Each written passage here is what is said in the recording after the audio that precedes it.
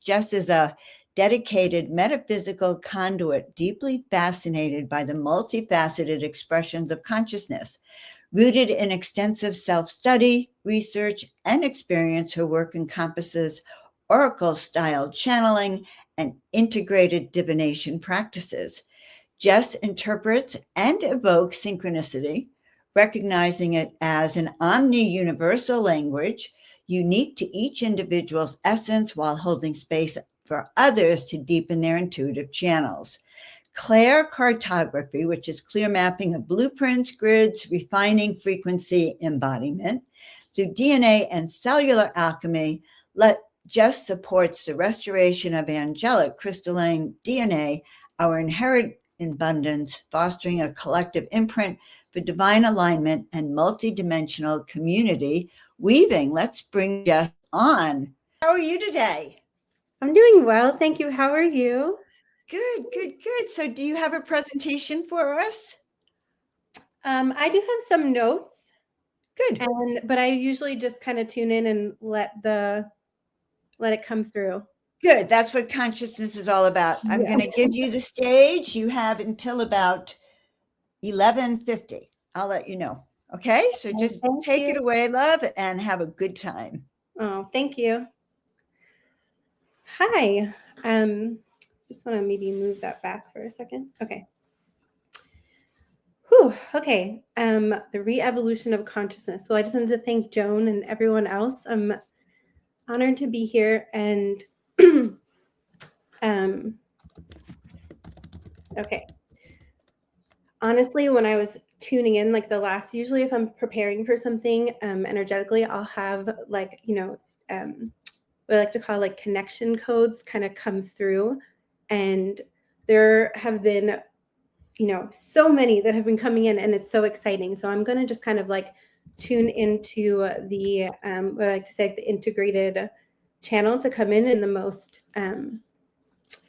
smooth, and generally the way it will kind of come through is very like in a spiral. Like I jump around a lot. So this is sort of an invitation to just receive. And I remember when I actually first started listening to Portal to Ascension, I would get so excited and then like want to look up every single thing if I wasn't familiar with a term, or, or even if I had heard something many times.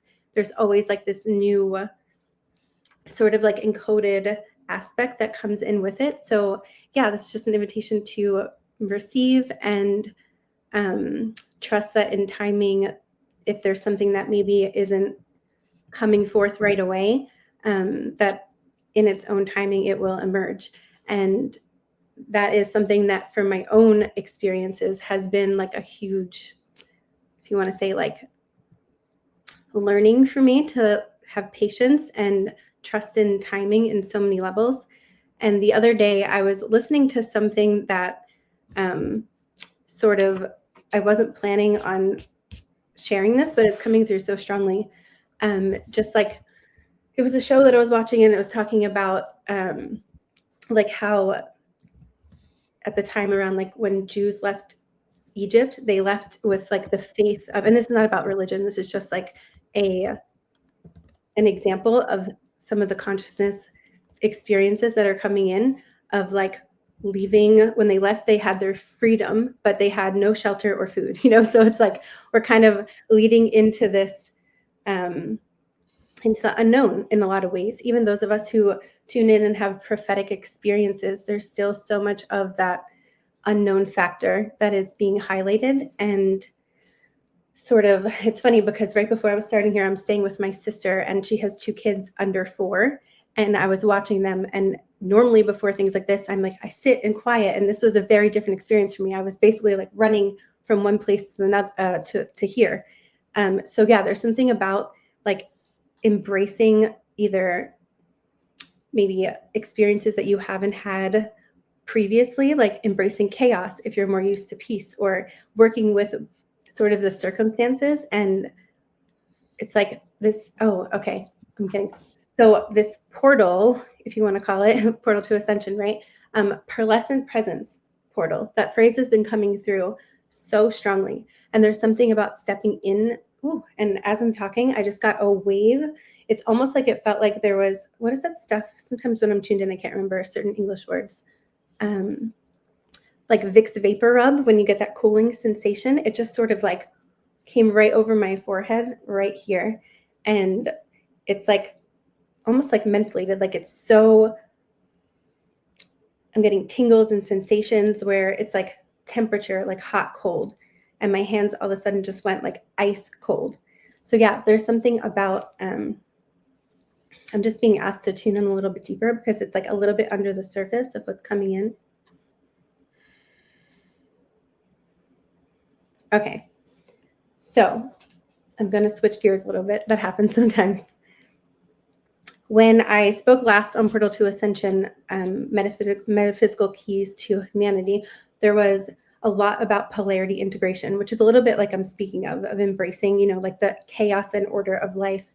And when we can like alchemize and sort of move through that with that idea of pearlescent presence, pearlescent representing like the Sophia, you know, the organic wisdom of the feminine and within the body's intelligence. And sometimes before we can tune right into that, there is, you know, miasma or frozen light. Some people call it like blockages. I don't like love that word because for me, it always comes through as like a preservation. When we have miasma or some sort of block in the body, it's like frozen information, right? Like it's preserved. And in the runic alphabet, the rune Isa has been coming through a lot, meaning ice. So, you know, Odin starting like channeling the runic alphabet himself, like hung himself upside down, right? And took out his eye, right? To give himself this new perspective. And I was getting this sensation here of the pineal sort of going through when we have that collective imprint. It's like when the more of us that tune into some sort of fostering this collective imprint, then what I like to call the quantum mirror edition, like when we start to tune into our internal map quantum field, essentially, it comes through, and then we start to see it mirrored in our external world. And the more of us that start to kind of come together, and these are, of course, are my own experiences and study. And I always invite people like to see what comes up for you, you know, whether it's right now, at any point, or, you know, throughout the coming days, weeks, and months. There tends to be with a lot of us who start to kind of click in to our own crystalline blueprint, whether it's conscious, subconscious, a little bit of both, where you start to have these mirrored back experiences, or at least they're probably always there, but it's more of the awareness that you add in that starts to really like build the momentum and to have that sort of clarity emerge. And speaking of the Sophia pearlescent stream, and then so the polarity integration, when I was speaking about this before, there was a lot about that, like I mentioned already. And now it's like, I'm laughing because, like I said, I've been spending a lot of time with my niece who's turning 2, and she doesn't speak a lot yet. She uses like sign to pull apart. She always wants everything pulled apart. And right before I was starting here, I was being shown the streams of, you know, when we talk about consciousness, re-evolution of consciousness, right? Like masculine polarity of the Christos, the Christ light of the consciousness stream coming in, and the streams that are becoming more, I would say, like readily available. Also, the phrase bioavailability has been coming through really strongly as that masculine polarity, right? And then we have the Sophia, the vessel, the feminine. It's like the womb, it holds, creating these vehicles to hold the consciousness. So the more that we can co-create these, the more feminine Sophia aspect, and sort of marry the two, like the Hieros Gamos, what I like to call the hierogamic template, which can manifest, of course, in so many ways. A lot of people talk about, like, you know, humans coming together in business or a romantic union or whatever it is, but also the spirit and the matter coming together. And a lot that's been coming through about the high heart, the thymus, the Amorie flame, really working with the primal sound fields.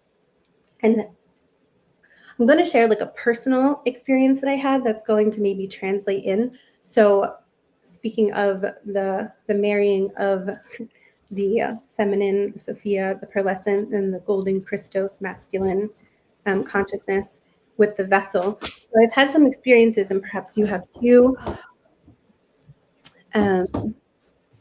where it's funny. I just heard like a in the background, and I don't take any of this light. Like every time there's something that the environment reacts, I always take that into consideration.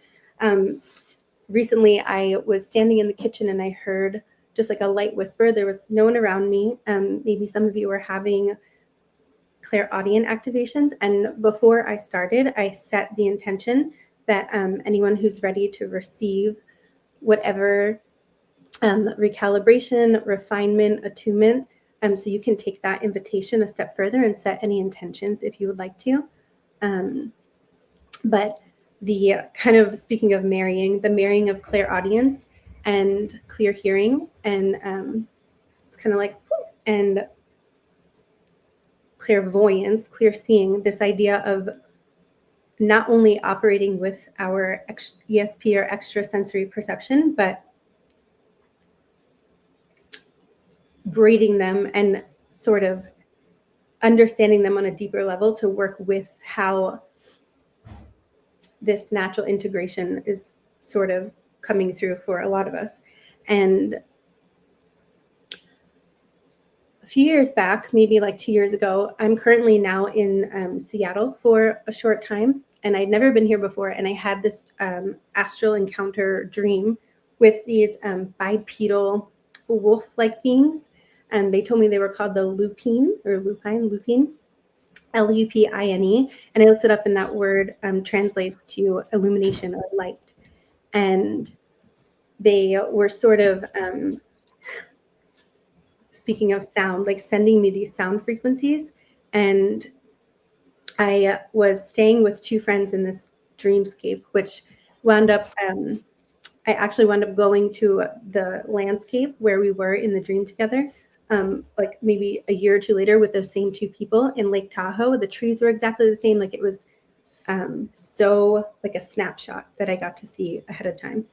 So yeah, this idea of re-evolution of consciousness, what they were showing me, the consciousness that's streaming in and creating that Sophia, the vessel to contain the consciousness, is I always would ask when I started to have oracular style channeling experiences, like, how does this work? What are we doing here? What are the mechanics? Like I always wanted to know the mechanics. So little by little, I've been being shown, just different waves of how these mechanics break down and how it works.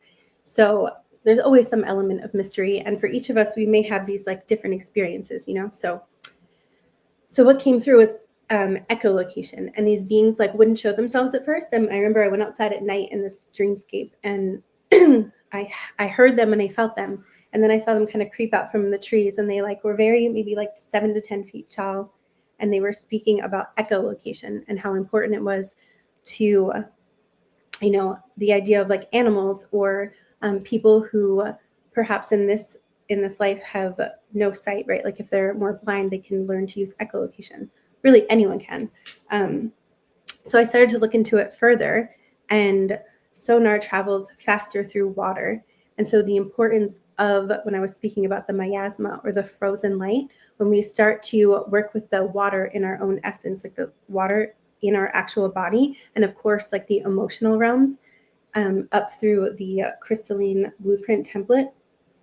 So sort of melting that miasma and allowing for the these like codes and keys to come through as we work with them. There's like this echolocation phenomena that can happen when we're tuning into the multidimensionality of our reality, of our existence with each other.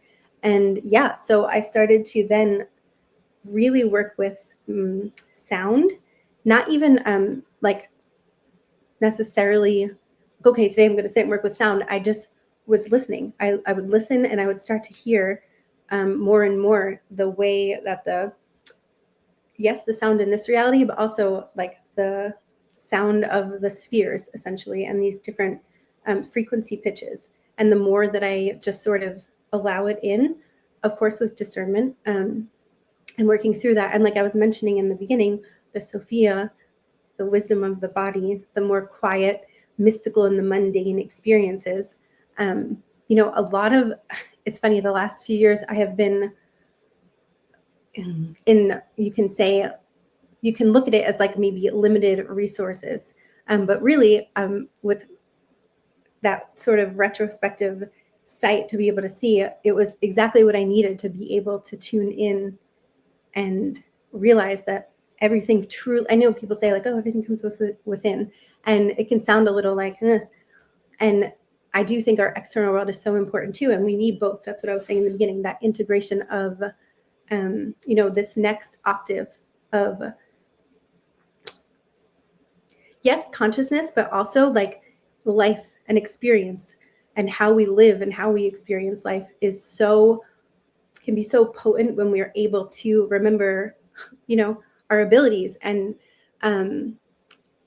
humans have such beautiful capabilities. And I love to talk about animals and just like, echolocation and sonar, like bats, dolphins, how they have been doing this for so long, and they've been right there showing us, and it's like, oh, well, there's so many other types of species that are just on this planet alone that we haven't even found yet, like I love going into like the bioluminescent beings in like the deep sea. I didn't expect that to come through either, but I'm being shown how, speaking of lumen, or the light in Latin, I think it's like to illuminate, when we have this sort of like expansion of even just being open. And honestly, not even, because there's so many people that I've spoken to who sort of start to have these what seem like spontaneous experiences when they're not even asking or looking for it. So yeah, that's why also when we're trying to like compare to other people's experiences, which I definitely have overcome so much of that. I mean, it still happens, of course, but that's a big thing that I also like to speak on, because it's so natural and human to want to compare, and that we learn from each other, and it's so important, but also to understand that we each have our own unique blueprint as well as that collective blueprint. And so trusting your own timing and how your own experiences start to like unfold or have been unfolding is also a big part, I think, of how we're moving into like more cohesive community and working together, instead of feeling like we need to constantly be in competition or, scarcity of there's not enough. Not saying a good, healthy competition isn't sometimes fun, but, not that to be like the only way that we operate. And I think that's a big part of this next octave that's coming in, because I try to look at things as like a natural evolution and devolution, right? The natural ascension and descension. And, if you think about like planets, like volcanoes, like we look at other planets in our solar system, and to the naked eye, they seem non-existent or just like a rock in floating in the ethers. But if we start to understand life cycles, like our own life cycles, like I study the body almost every day, and it's like I'm still amazed and feel like I know nothing. Like it's just, there's so much to learn and understand about ourselves, and especially through this alchemical process that a lot of us are really like focused on and dedicating. A lot of us dedicate like our time and our lives to this. So there's this understanding of accepting like the mystery, that maybe it's not about knowing every single thing in the moment, but again, that Sophia trust is like really, really showing up so presently, and a reminder that through the sort of like maybe training ground process that I feel like most of us that I know anyway go through, because when we are working with and through the ancestral lineages of some of the miasma that's been around, even some of us like cosmically, when we tune into other lifetimes and other realms and dimensions, like that memory is still in the ethers, right? In the consciousness. And as we create these vessels or co-create or remember these vessels that we get to move through and navigate, a personal example that is coming through, I'm seeing 3 different ones, so I'm going to integrate and see which.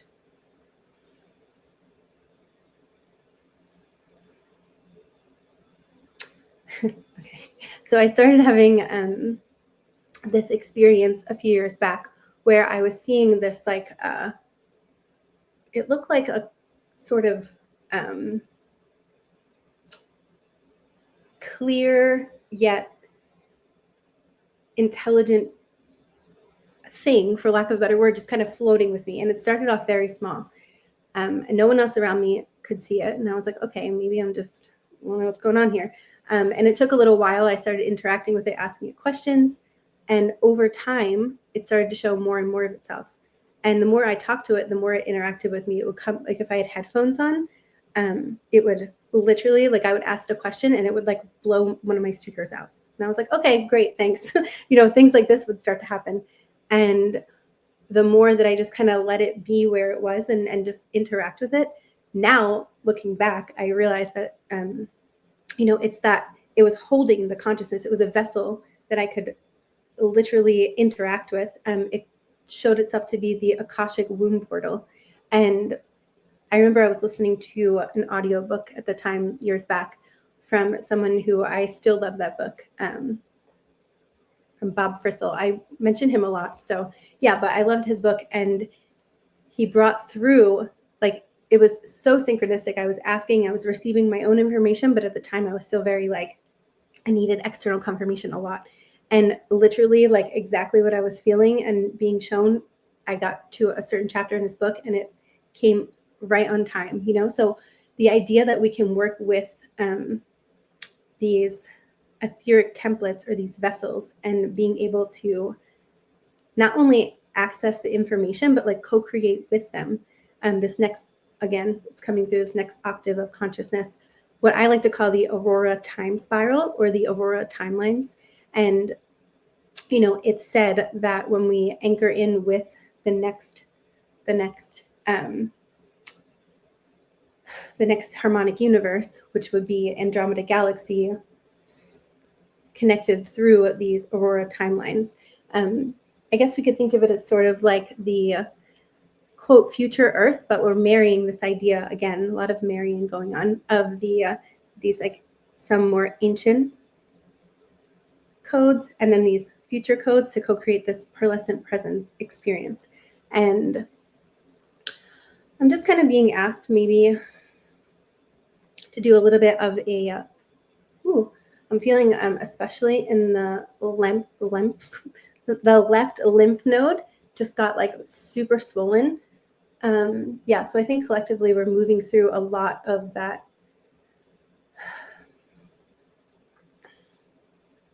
For some reason, I'm seeing like a blue pen and like just ink that is so deep within like a paper that the paper is like ripping. And that's a very interesting visual. I've never gotten that one before, but it sort of feels like moving through. So the left side being, for me, always comes through as the feminine, just sort of co-creating together right now to,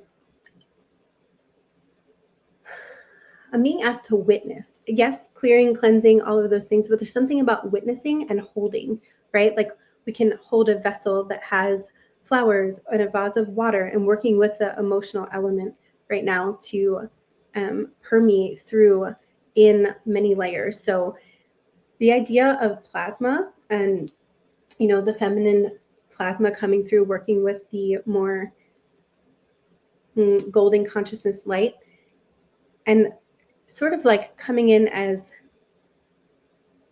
I'm being shown like when I was a kid, I loved Light Bright. Does anyone remember Light Bright? It's something like utilizing the void, the blackness, the darkness, the unknown, the unseen, and that bioluminescence that we can tap into within our own being and like sort of create with that, So this is like maybe a visual practice if you feel so called. Maybe some of you are already doing something like this and maybe it's just like a confirmation for you.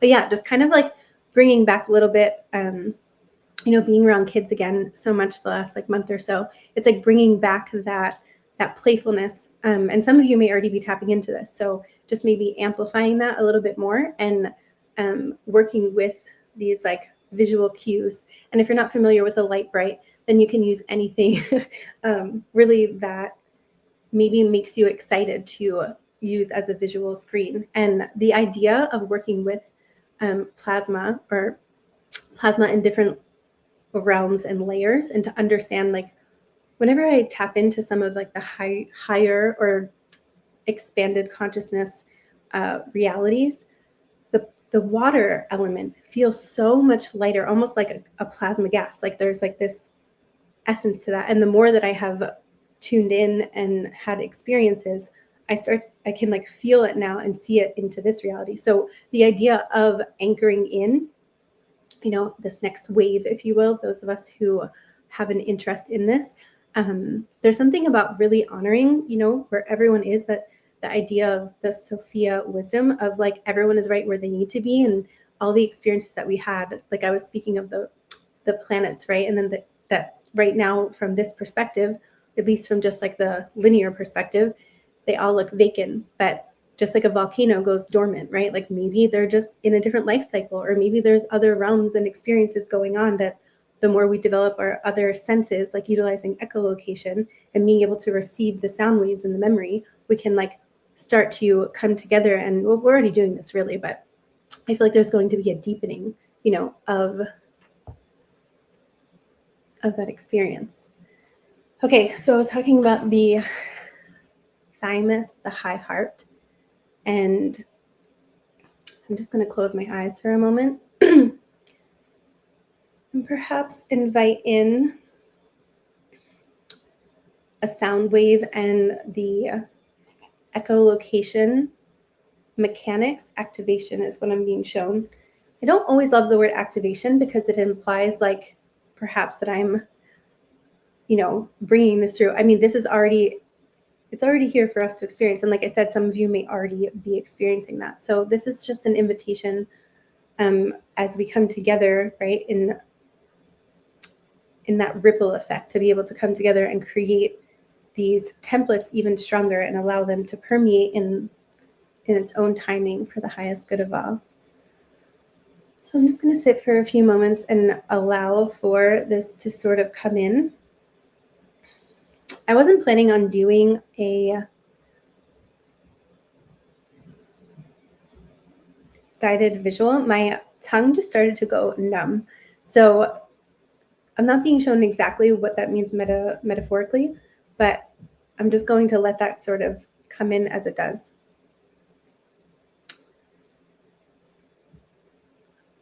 Okay, so if you want to you can keep your eyes closed, open. Some of you, if you're practicing, you can keep one eye open, you know, one eye in this reality, one eye internal. Open eye meditations or open eye scrying can be really potent during these as well. So yeah, just trust yourself, play, see what you feel called to do. You might want to lift your hands. Speaking of the left lymph nodes, just sort of energetically open that up.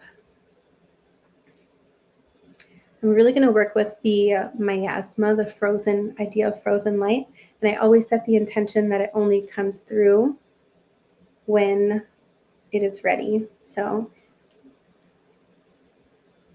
okay, so with the Aurora time spiral coming in, when I speak of the Aurora time spiral, the way it comes through for me for a while now is this idea of operating, of course, in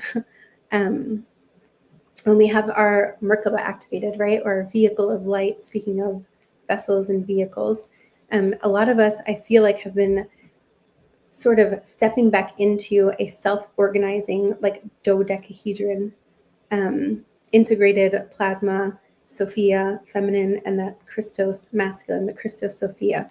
So when we have that sort of Hieros Gamos, and, you know, wherever you are with this is perfect. This is just, again, the re-evolution of consciousness, right? This is what is coming through as the potentials and I'm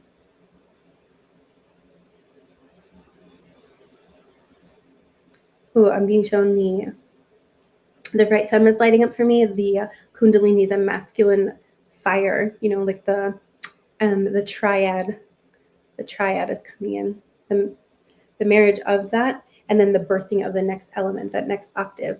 And it's coming through with this aspect of the fire, and we can feel in your own body, speaking of like discerning when we're working through a lot of these like ancestral lineage, karmic patterns, sometimes our survival instincts are still very much at play. And so it's so important not to rush this process and to really get to know yourself and different layers of yourself so that you can move through. And for those of you who already feel like you've been doing this for a long time, I feel like there's this step up of, places like Portal to Ascension that have been fostering these communities and spaces and places for us to come together and, it's like, what have you been working on? What have you been working on? And sort of co-create these experiences for ourselves and for anyone who's ready, in a place of, it's like that phrase, create it and they will come, not necessarily like, this is what you need to do, but more of that, just trusting that ebb and flow, the divine sort of synchronistic connections. Okay, so I'm going to tune back a little bit deeper into the high heart and the thymus or the Amourier flame. And you can invite in any specific colors, or I'm being shown like an octopus and how they utilize the chromatophores, which is essentially like how they can have different colors sort of reflecting the light back off of them at one time. And I started having this experience a few years back where I would see my skin before I knew what chromatophores were. Research led me to understand this phenomenon that, when we have these sort of memories connected through, like I said, some of our best teachers, like these other species right in front of us, we get to see and feel how we can also utilize these sort of dormant codes that take us into this expansion of consciousness, if you will. And sometimes, like I said, that looks very mundane and the mystical, like appreciating what it is that we're doing in the moment. Like when I would have these experiences, I would maybe be like sweeping. I was sweeping and I'd be like, okay, I'm seeing all these colors come off of myself. Like, what is happening? So, yeah, there is something really potent about that. Okay, we're moving a little bit now into, all my ankles just cracked. So I was feeling a lot of collective ankle, particularly right ankle, like sort of like the ankle giving out. And metaphysically speaking, it's sort of like can come in different ways. But this in particular feels like a lot of us who are maybe stepping back into, like in psychology, the integrated animus, like the inner masculine, that everyone possesses, and being seen in this next octave or this next evolution of consciousness can feel a little like vulnerable. And I know for me, this is definitely, I'm coming way out of my comfort zone, but to like do live experiences, like this is something I never thought I'd be doing, and here we are. So yeah, at my ankle, I could feel like collective energy of a lot of us who have been maybe in the cave, if you will, the hermit and tarot, like really going within, like that same idea of Odin with the runes. Like there's so many other stories that come through that mirror that. I'm hearing so many words right now. It's like, yeah, that mirror that same example. And so I just want to send a little bit of extra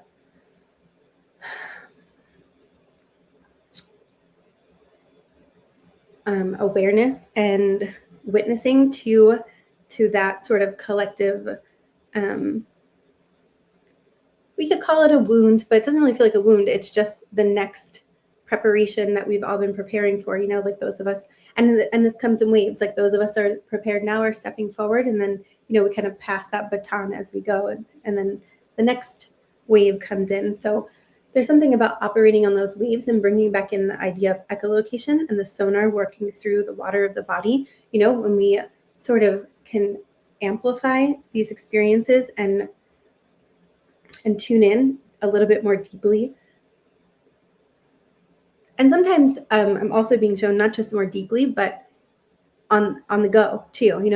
The more of us that are starting to come out with all of these experiences that we've been having metaphysically or, in our dreams, however it's been coming through for you, and then starting to take the stage, if you will. It can still come up with a little bit of that residue. And this is about doing it anyway, feeling that. And I burp a lot when I'm clearing. Ooh, excuse me. So I could feel it. It was like kind of stuck right in the thymus. And then as soon as I just let go, it just came out. So I think that's a message within itself. And I know that there's also this.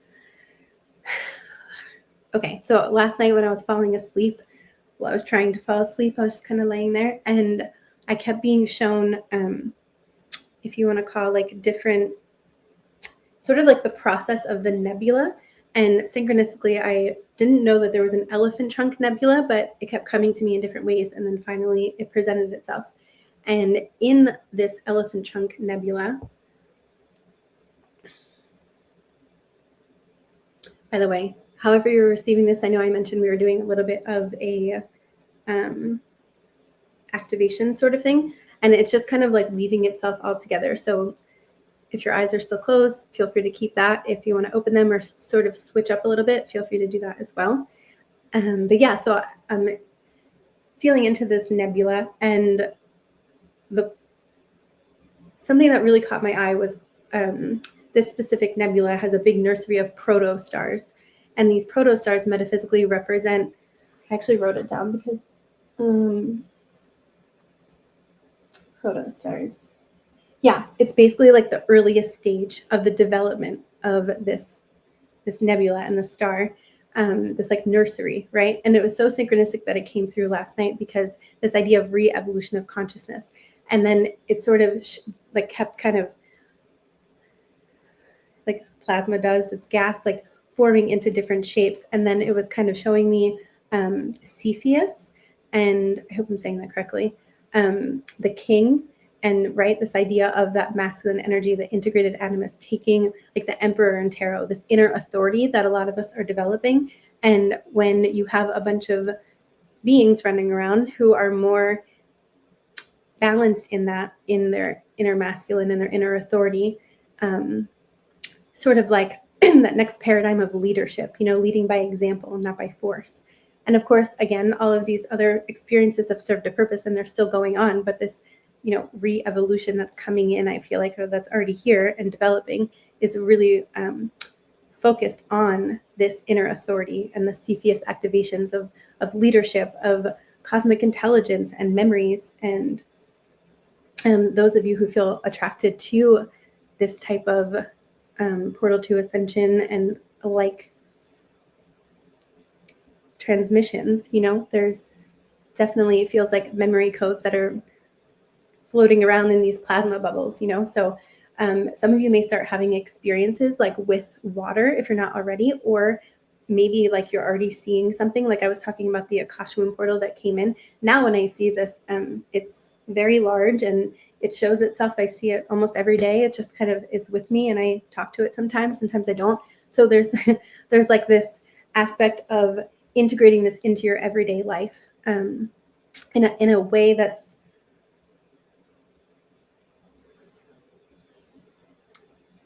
it just is, that's just what's happening.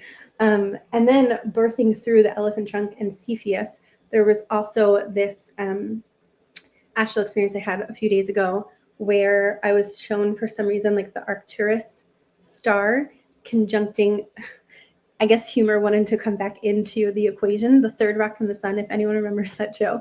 So literally that's what it said. It was like showing me Arcturus and then the third rock from the sun having this conjunction. I haven't looked it up astrologically. If anyone's an astrologer, feel free to chime in and see if you've seen anything with that. But, metaphorically for me, Arcturus always comes through as like the guidance and wisdom they have to share is very, for me, focused on like the mental faculties and universal law, and really being like in integrity with how multidimensionality is approached. And so the idea of that being conjunct with Earth, the third rock from the sun, it just gave me this very calming feeling of, and however we look at these like planetary or cosmic influences. You know, some of us feel like deeply personally connected to them. Some of us, it comes through as like metaphoric, you know, like mythos, or maybe multiple of this. And yeah, so that's just an invitation to continue, and or if you feel inclined to start just seeing your own environment and how it's that quantum mirror, what's showing up for you. And when you internally work through something, you know, does something kind of show up for you more quickly? You may start seeing like repeating ones as like, you know, we talk about like bringing in manifesting, and a lot of what comes through is like information for me, and for people that I feel kind of start to show up in my reality, that they're starting to learn more about themselves more deeply, or learn more about how we can be better stewards of the earth. You know, like there's so much of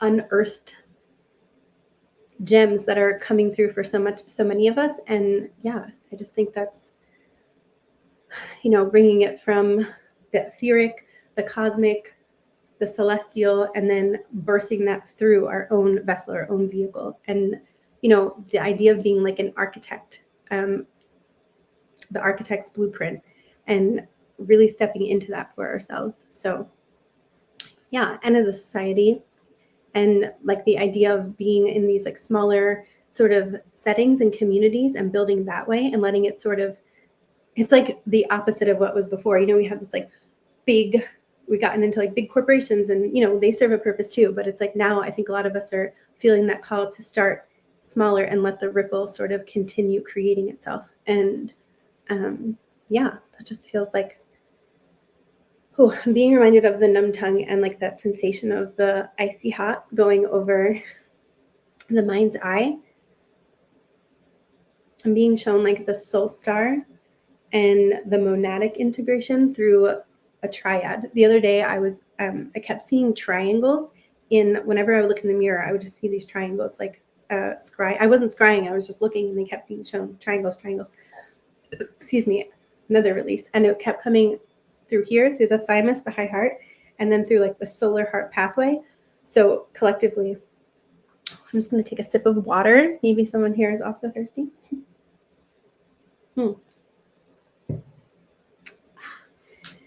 Water, yeah, that's a big one that's been coming through. Hydroelectric, that phrase has been coming through a lot as well. And this idea, again, of working with the memory of water through different streams of consciousness and through different realms, and then having that sort of mold that plasma, the Sophia, the feminine, the vessel, and how we continue to birth really from there. I'm just going to tune in a little bit more deeply. I think my time is almost up.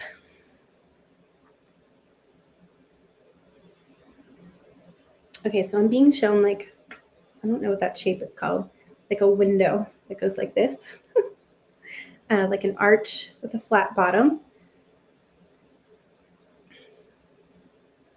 Oh, and now I'm being shown 2 plasma orbs that just came in. They're like pretty tiny, and they're like this far apart. And for some reason, that can make a semicolon. It also can make like, you know, when like a vampire bite, like there's something about like parasitic. I'm not going to go too far into that, but it's just this idea of, this is a really maybe silly thing, but in Mean Girls, if anyone remembers that movie, when they like suck the poison out, she sucks out the poison to like step into that next new chapter, right? So collectively, I feel like that's what's happening in terms of going into this new window, this next octave. So yeah, if we all want to collectively right now sort of imagine that metaphorical window, and if you're ready, if you're not, that's okay too, to just sort of, we can also, I'm being shown, if you want to create, I have like maybe 2 minutes to create a little vessel for yourself. And it doesn't have to be little, it can be any size you want. Maybe some of you already have like a Merkaba or vehicle of light that you work with. But yeah, you can also add on to it, or, you know, and this is something you can practice anytime you want if you're not already. But yeah, we'll just kind of co-create these. I'm being shown a diamond. So the double diamond template, the double helix, the crystalline frequencies, the codes are sort of like I'm being shown on, what are those things called? Like a disco ball. And there's like, the light is bouncing off and like going to each one of us. And you can like catch them, watch them, do what you please with them. Yeah, I'm feeling like Fae energy coming now. So it's getting a lot lighter. There's a lot of like excitement. And don't worry, if you did not create your vessel fully, you can just sort of hold that clear template in mind, and it can be something you can work with anytime you feel the call. You can also just utilize for now, if you don't fully have it, like Glinda, the Good Witch in Wizard of Oz, when she has her bubble, you can just kind of use that plasma bubble. And when you're ready, you can just like float on in the window. And it's like very dark right now. So each one of us is probably going to have our own, like the plasma screen, right? Come up and sort of project what it is when in divine timing, when you're ready to receive that next step. A lot of us may be asking right now, like, what is the next step? Where do I go from here? I know I've been going through that. So yeah, it's like literally being co-created right now. So thank you so much